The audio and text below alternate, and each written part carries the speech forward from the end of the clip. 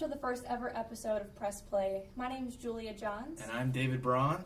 And we are your hosts for Press Play. And Press Play is it's going to be a weekly show where we talk about a lot of entertainment media. So each episode we're going to be talking about movies and TV shows. Then we're going to segue into a video game. We'll be talking and discussing that game while playing it as well. And we are going to talk a little bit more about ourselves later just so you get to know us.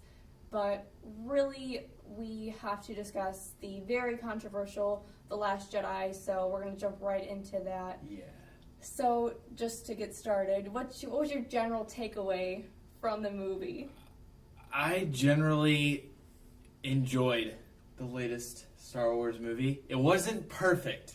I know a lot of people hate the decisions that Rian Johnson made and everything that The Last Jedi stands for, but there's some good stuff in there. It's not perfect.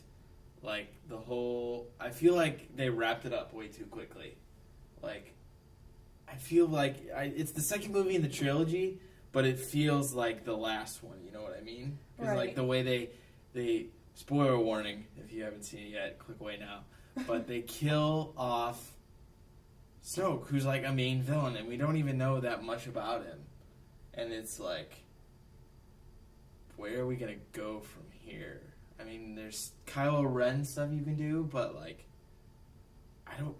it was a good movie, but I feel like they wrapped it up too much. I don't know where the third movie's gonna go from here.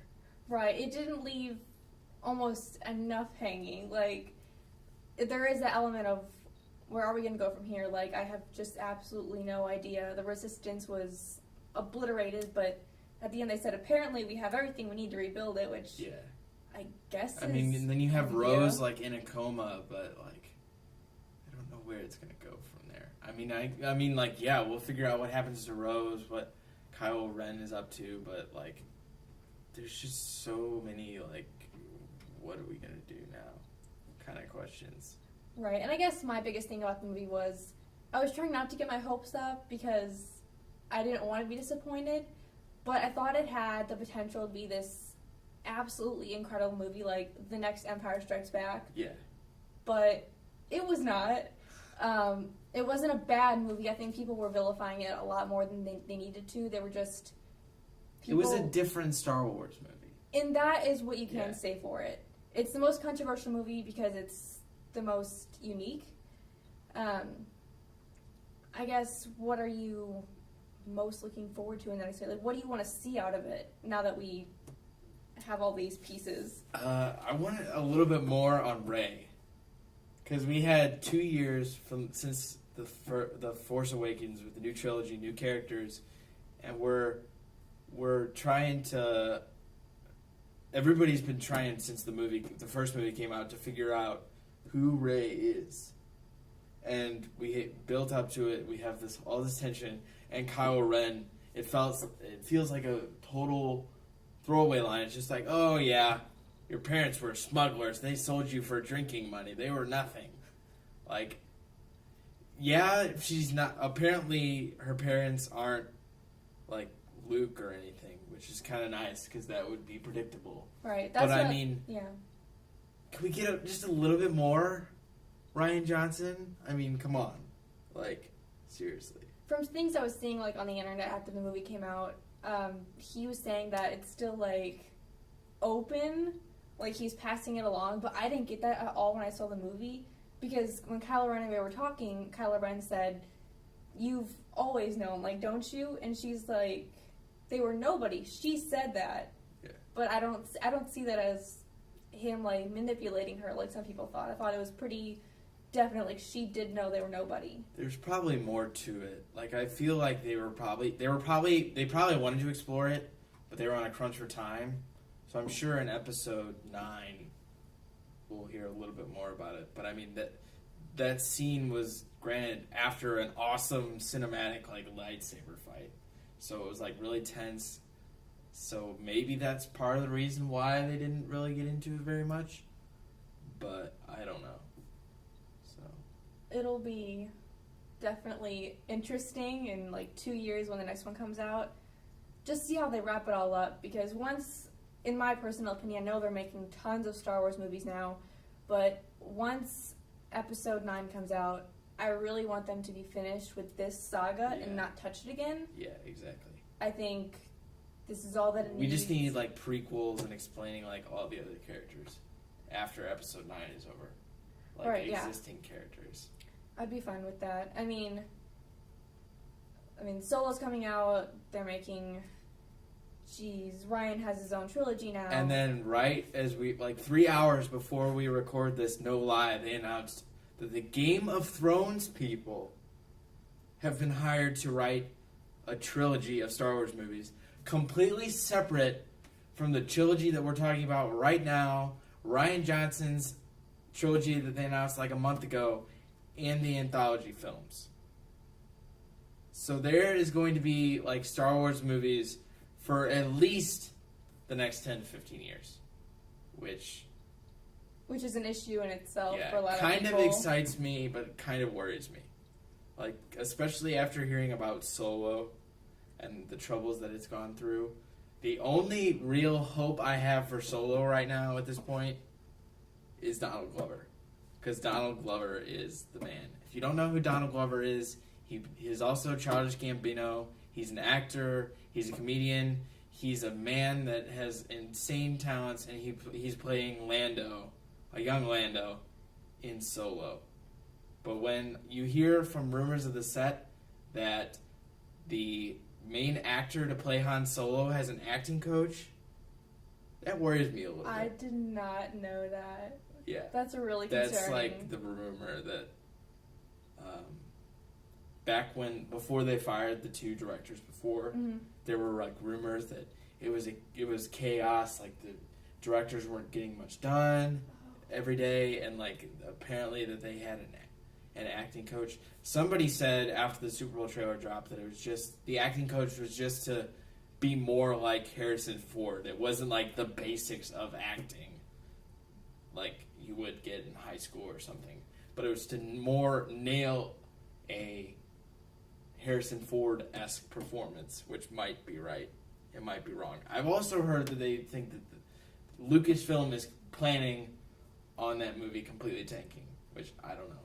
But, I mean, I don't know a single person that's extremely excited for it, so I think that's definitely a possibility. Like you said, I'm excited because I just found out that Donald Glover was Lando last night, and I was really excited about that. See how much I've been paying attention to Solo.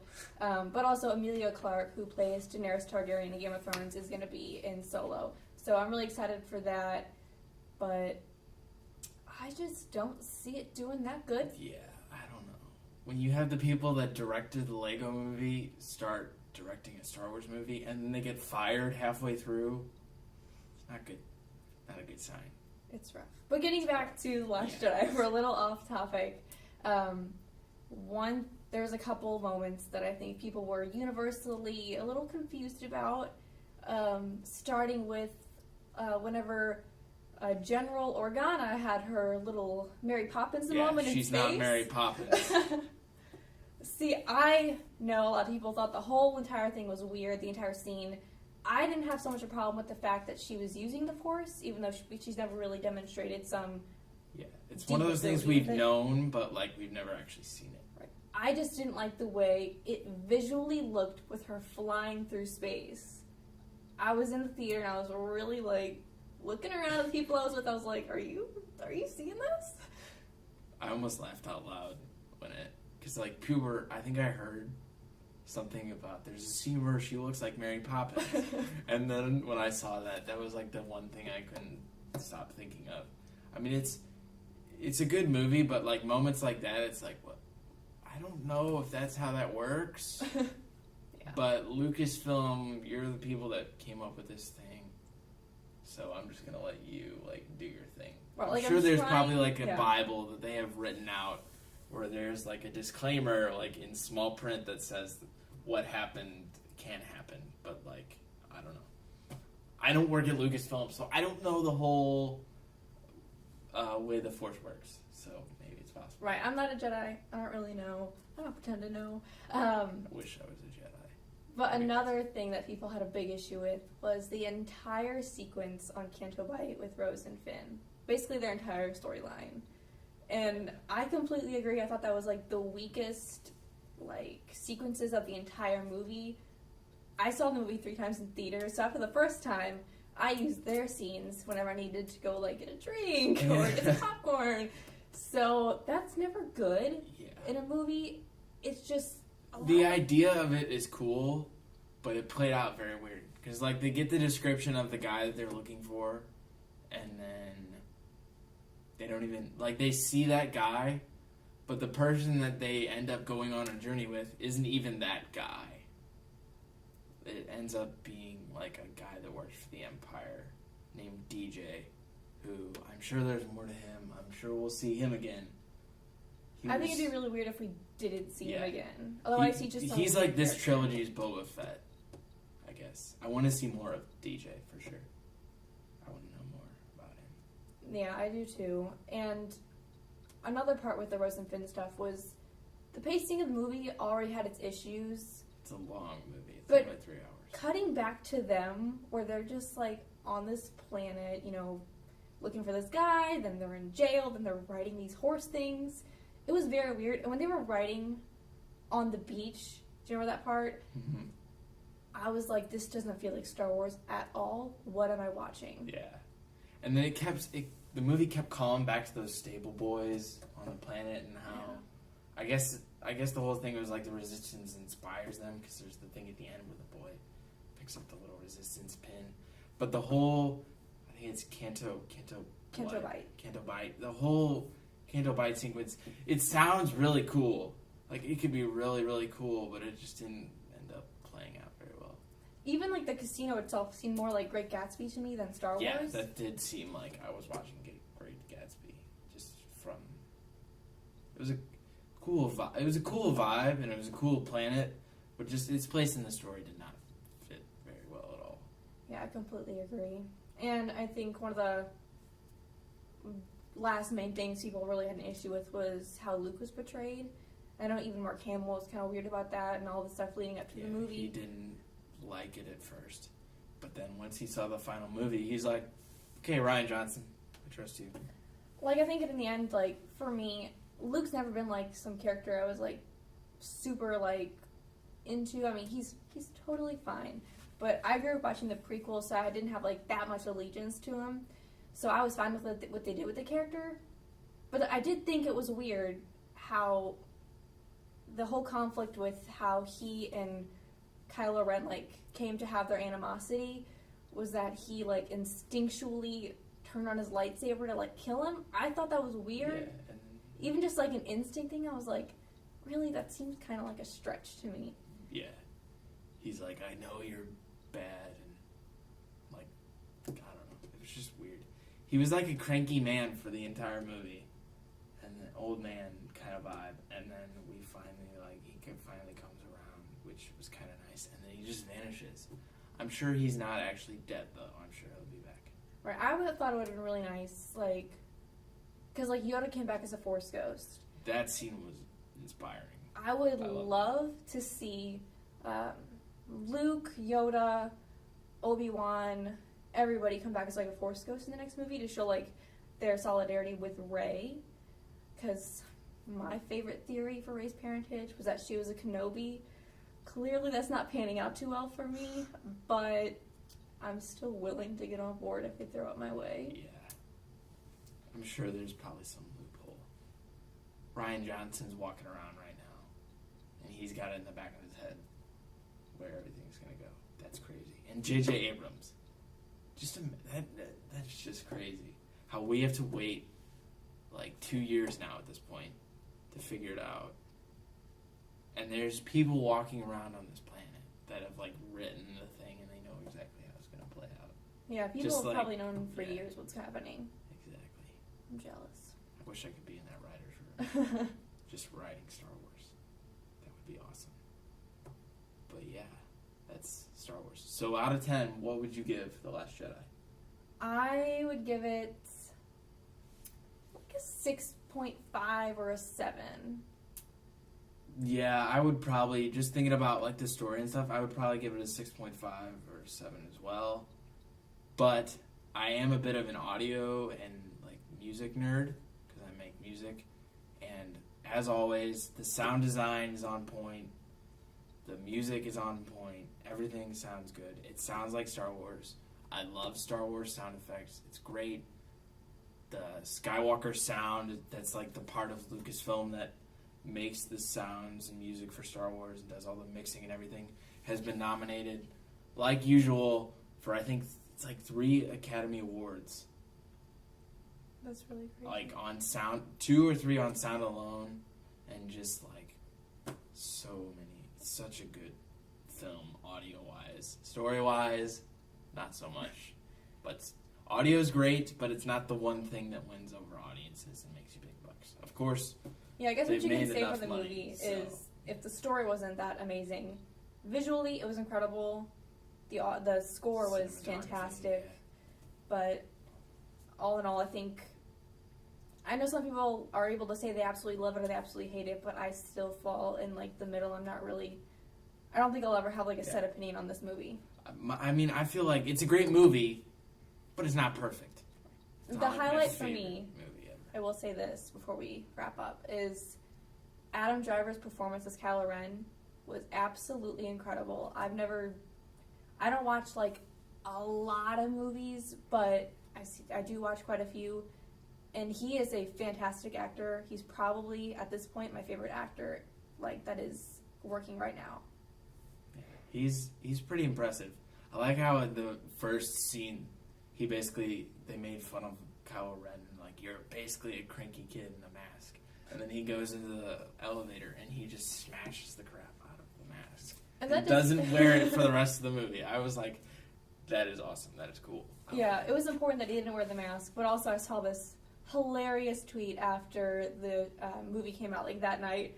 Basically, I mean, even Snoke says, take that ridiculous thing off. So basically, this person said on Twitter, as he showed up to work one day with this mask on, and everybody around him was just like, okay, I guess. Like, how weird is that? Yeah. Right. So, yeah, that's what we think of Star Wars The Last Jedi, and a little bit of the Star Wars franchise's future. I think next we're going to give a little bit of an introduction about ourselves, and after that, we're going to have Julia play some Fortnite. And I've never played before, so it's going to be very interesting to watch.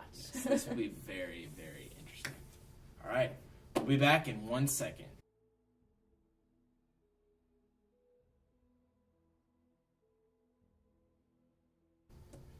And we're back for the next segment of the Press Play cast. Today, we are going to be playing Fortnite, as you see on your screen.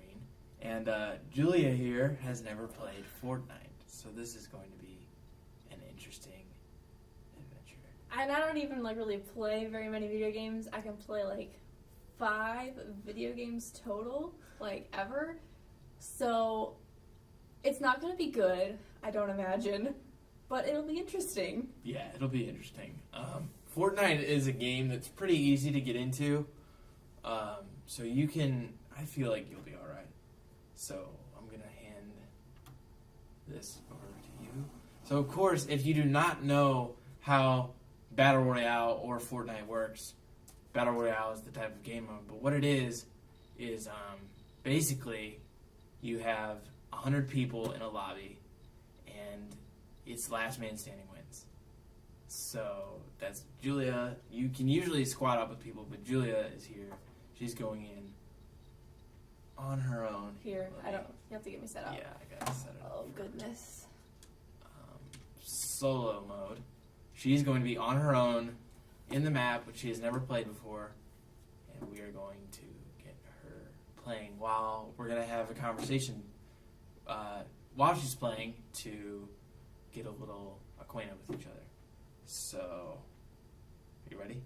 I am ready. Alright, so what it's going to do is it's loading in now, but what it's going to do is you're going to put in a lobby with a bunch of people, and then it'll say something on the screen bus leaves in 8 seconds, and then that'll count down, and then you'll be in the bus, and then you can jump off the bus and parachute onto the map, whatever you like.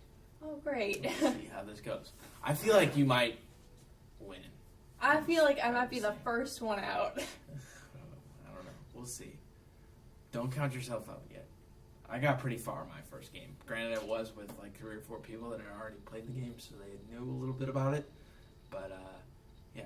So I've got some questions here for Julia, and I'm sure she's got some questions for me to kind of introduce ourselves to you guys and get a little bit more of our background and our entertainment background. So we both know that you're a major Star Wars fan. That is true. But what other movies are you a fan of? Oh gosh. Really, it's the big franchises, I would say, like Lord of the Rings, Marvel, DC.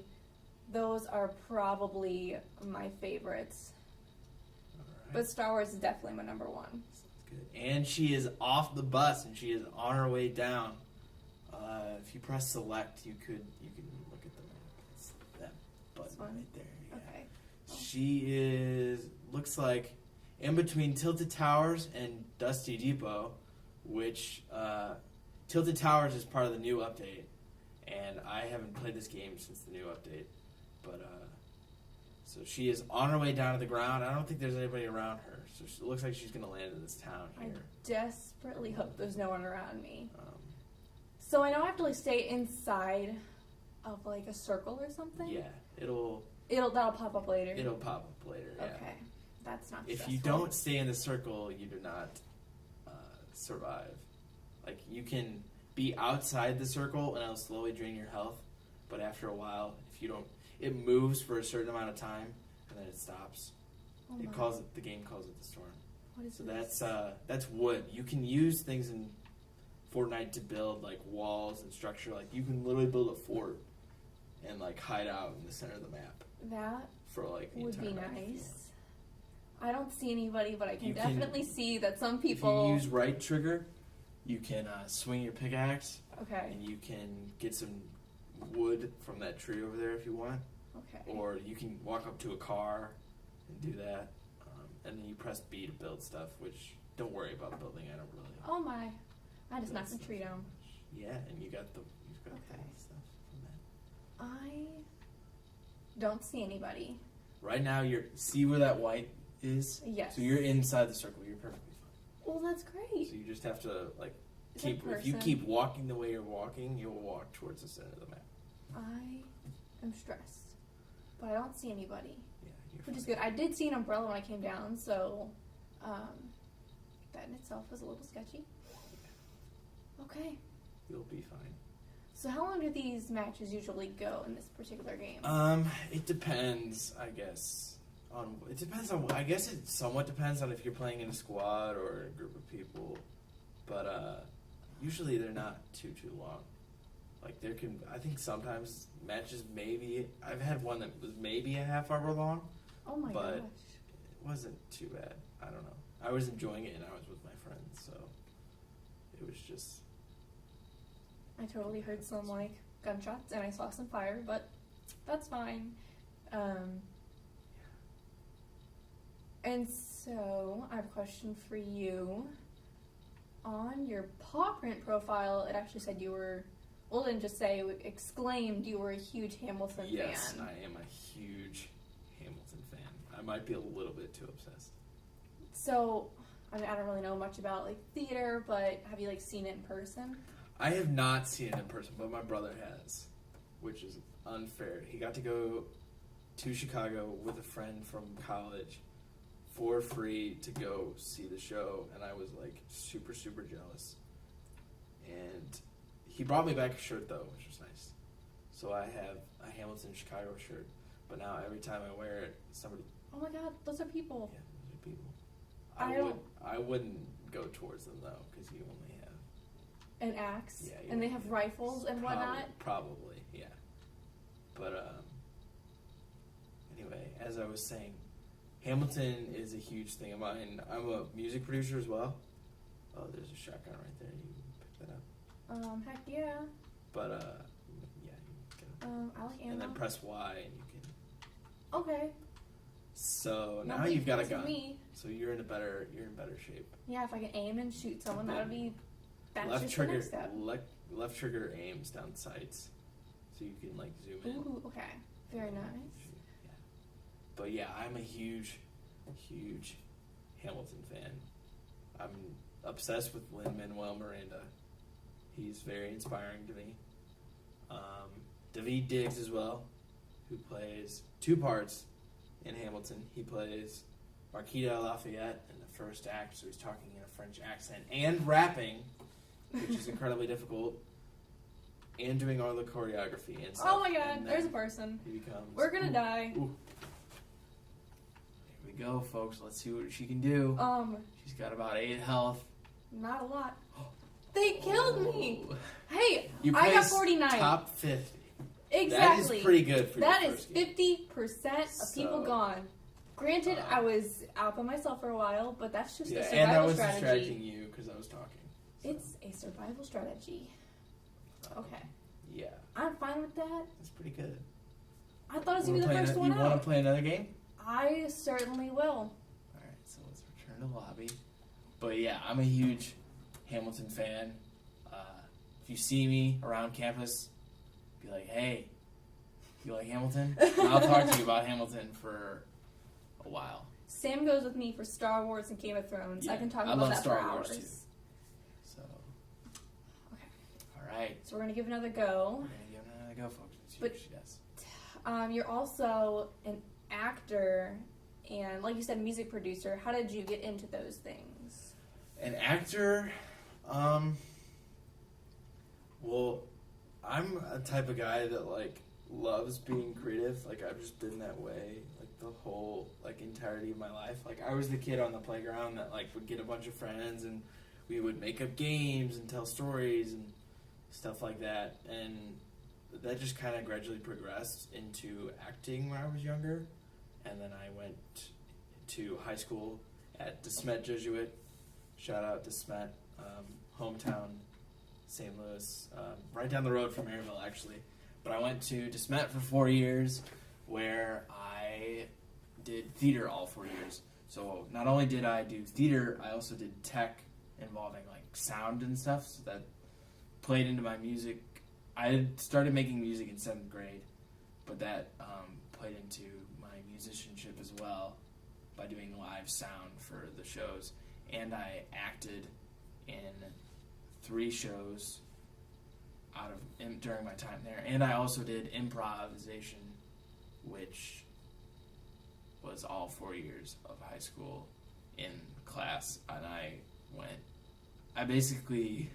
was kind of the reason they made an advanced acting class, because when my teacher started it, it was just like 1 year, and then he kept adding it, so it was like 40. Like, me and a couple guys did all 4 years, and I was like one of the like veterans of doing improv, I guess. So that's how I got into acting and improv. That's really cool. So, yeah. I saw on your profile that you do a lot of wildlife, like volunteering, like rescuing. What exactly does that entail? Yes, so every Saturday I go to Wildlife Rescue Center, which is in Baldwin, and which, if you don't know, that's like maybe 10 minutes away from here. The property line backs up to Castlewood Park. I started that about 6 or 7 months ago, and it's, oh my gosh, there's a person. Okay. There's so much that goes into it, but I get to work with possums, which are my favorite. They're like the sweetest animals ever. Squirrels, bunnies. Oh goodness, there's so many other things. A lot of turtles. We have so many turtles, and I didn't think turtles were very interesting. Turtles are really funny, especially whenever they eat. They're pretty great, and those are like the main ones that I work with. Oh, also like ducks and like a lot of waterfowl. But basically, I feed them, clean their enclosures, and of course that's wonderful, helping out like animals. But really, I think what I like the most about it is the people that I work with. There's only about, I'd say, 6 staff members that run the wildlife center, but there's like almost 200 volunteers. Wow, that's crazy. I know. And like my Saturday crew, Saturday crew. they're the most amazing people, and they're so kind, especially when I first got started. You know, of course you have to have a mentor because you don't know anything about working with animals. Her name's Carla, my mentor. She is Shout fantastic. out to Carla. Exactly, yeah, that's definitely the highlight of my week whenever I get to go there. Yeah, it's cool. Yeah. Yeah. So right now she's kind of wandering around right now trying to get her find bearings. anything. Like, I can't find people. There's 65 people, so she's on track to potentially be better. I just, than she was last time. There's a I don't really need, like, any... To the left of you, there's a tree. If you chop down that tree... This tree? Yeah. Just hold, go behind me. What did you do? That's actually building. Ha. Yeah. Okay. This will give you enough materials so you can build up to... You can build up to that little structure there. Press B. Okay. And Ooh. RB. This one? Yes. It's the little, right there. Oops. Did I do it? Not quite. Here. You press this little button here. It'll switch. And then... Oh. You can... Okay. Now if somebody sneaks up behind me, that's an issue. Yeah. But if they don't...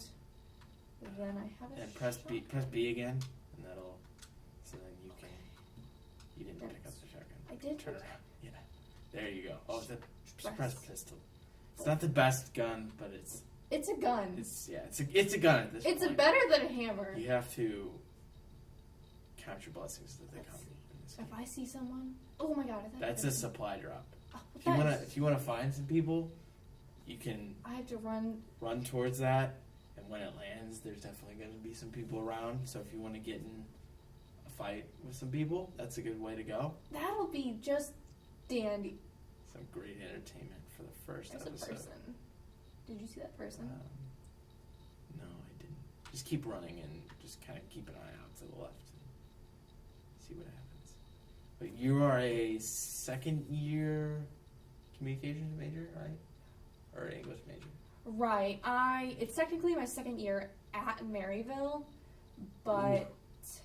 You stumbled upon the mother lode. That's a health kit right there that will definitely come in handy. I do want that. Okay, do I need any of the other things? I think I'm good. No, you're fine. You can keep going. That's boss. Okay. But you were saying?